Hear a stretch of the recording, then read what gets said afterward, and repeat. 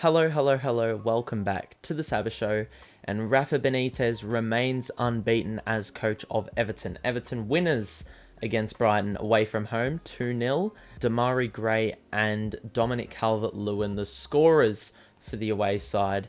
And look, this is a very, very positive start to the season. Let's not get ahead of ourselves. Because obviously this happened last year. We won our first 4 games and then came out very shit after the international break, losing 2-0, I think, away from home against Newcastle.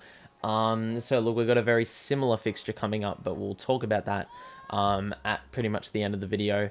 But yeah, let's just dive right into the post-game thoughts for this game.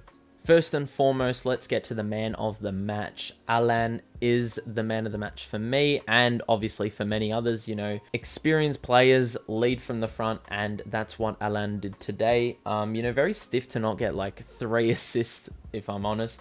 Very, very good through balls to first off release Demarai Gray into a goal-scoring opportunity, which he converted, and then Seamus Coleman was another play that he released. And Seamus Coleman won a penalty, which also resulted in a goal. He also did a very nice back heel that released Coleman once again. That Coleman was trying to overcomplicate it passed it to Calvert-Lewin, and it didn't come off. That could have easily been a goal-scoring opportunity as well, all courtesy of Alan. I think something that he's really benefited from this season is, the more lenient foul calling. There's been a couple calls that, last year they would have been fouls. It really suits Alan because he can make, those challenges that fit in with his, tenacious nature, if you know what I mean. He's a very tough guy, he sticks up for his mates. He puts in the hard foul, all those kinds of, little things that benefit your team. And I think just, the leniency of the foul calling has allowed him to make those challenges that he would have made, in years prior in the Serie A. He's such a valuable asset when he's, winning the ball in midfield, and he did that today. And he also went back and won some key balls, some crucial ball that, it was there to be won, and he won it. So, he pretty much did everything today. You give him a 9 or a 10 out of 10.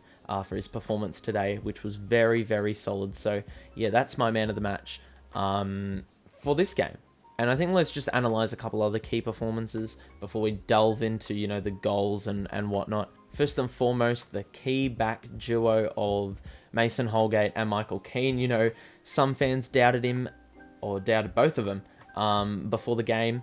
And they stood up very well.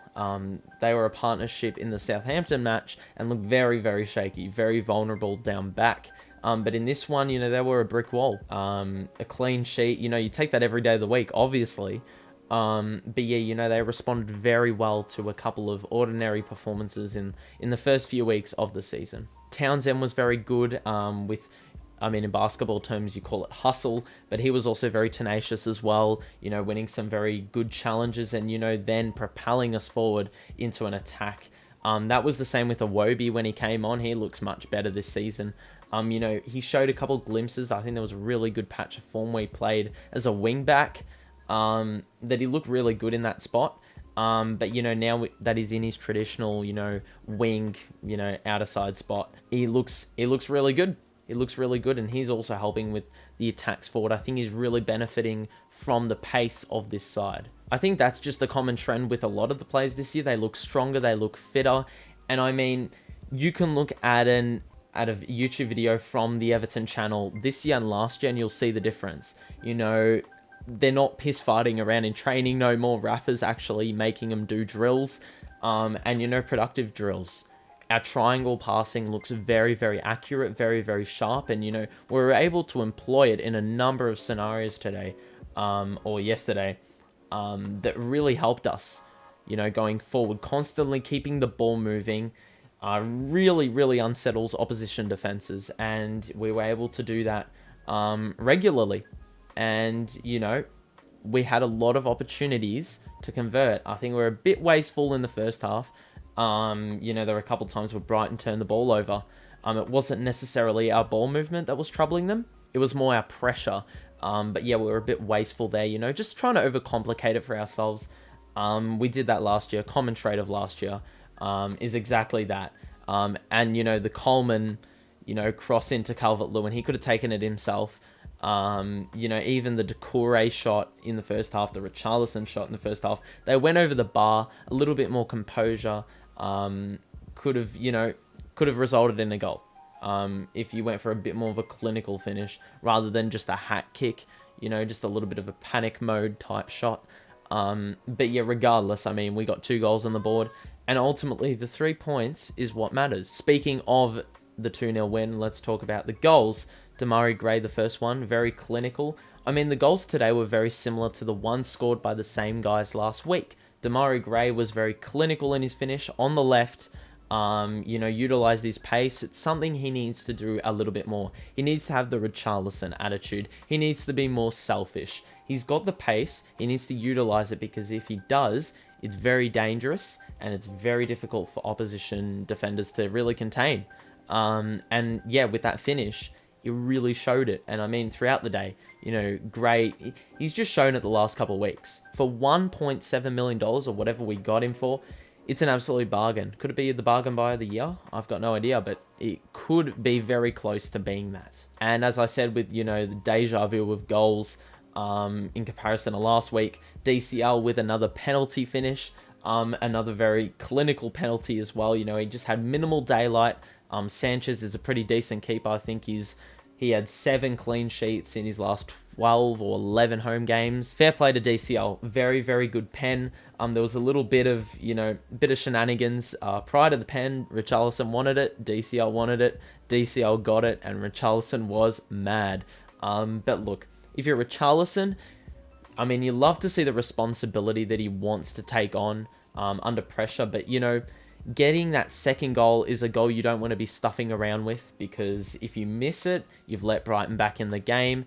And if you score it, you've got that breathing room. And you feel much more comfortable. And I think the fans would say that as well. Yeah, Richarlison's just got to think a little bit straighter. DCL, very top quality pen last week. So he's got to take the pen this week. It should have been discussed pre-game. A couple little observations from the game first and foremost. We did a little thing, especially in the first half. Brighton, all day, they couldn't really get going with their ball movement. But something we did to combat, any danger of them going forward, was we really caved in on their wingers. I think there was one time, or numerous times, where Gray, Richarlison, and Luca Dean would all cave in, all verge in on the winger, and they pretty much had to go back. Even then, they struggled to go back because we just blocked off all avenues for them to get out. So, very good strategy there by Rafa Benitez that he employed in this one. We executed it very well, which is really good to see.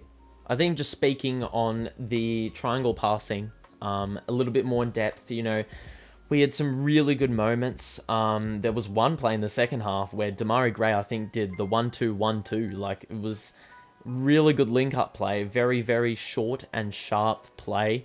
And look, it was pretty stiff to not get a shot off, because I think it got cut off on the 5th pass in that chain. But yeah, stuff like that just looks so good. Now, before we finish this one off, we're just going to talk about the next match. We've got the international break. And the transfer window is closing in a couple of days' time. So we are going to see a fairly different side to the one we saw yesterday for this match against Burnley. Because Godfrey and Mina were out. Yeah, and then Gabaman, I'm not sure. I think that was probably just precautionary because of all the injury struggles he's had for the last 15 years. But Burnley last year, they dominated us 1-2-0 at Goodison. So we need to come out. We need to be switched on, and we need to be ready to play, because this could be a trap game. Burnley always seem to give us the jitters for no apparent reason. This game is going to determine how far we've come as a side. Last year, we came out after the international break, or I don't know if it was before that, but Newcastle won 2-0 as well. That was an away game for us, but look, we need to come out with intent. We're going to probably have a better side on paper to the one we fielded yesterday, and obviously, against our opponents. It's going to be interesting to see what new players we have.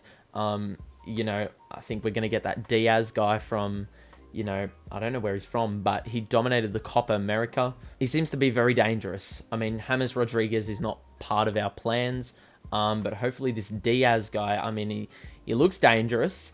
So hopefully you can replicate that in the Prem. And I don't know if he's got similar attributes to Rodriguez. Probably not. I mean, in terms of technique, but he's probably got a fair bit of scoring prowess. So let's hope that he can bring that to Goodison if he comes to Goodison. But hopefully we also have like a backup striker and whatnot. That DCL injury, I think it was precautionary. He's got 2 weeks off. He can probably recover from that and be ready for the game against Burnley. But yeah, this game is going to differentiate us from last year if we come out on top. Yeah, and it's going to be a very, very good start to the season if we can be, you know, unbeaten in our first month once again for the 2nd year in a row. But that's all from me. I hope you enjoyed this video. Make sure to like it. You know, share your thoughts in the comments. I'm happy to engage in your thoughts and your conversations. And, you know, if you want to see more Everton content, subscribe to the channel. We will be doing another post-game against Burnley. It's going to be good, hopefully. Hopefully we come out with another win. But hopefully we do it very well, very convincingly in front of the home fans. But that's all from me. I hope you enjoyed this one. Have a great day. And I will see you in the next one. Peace out.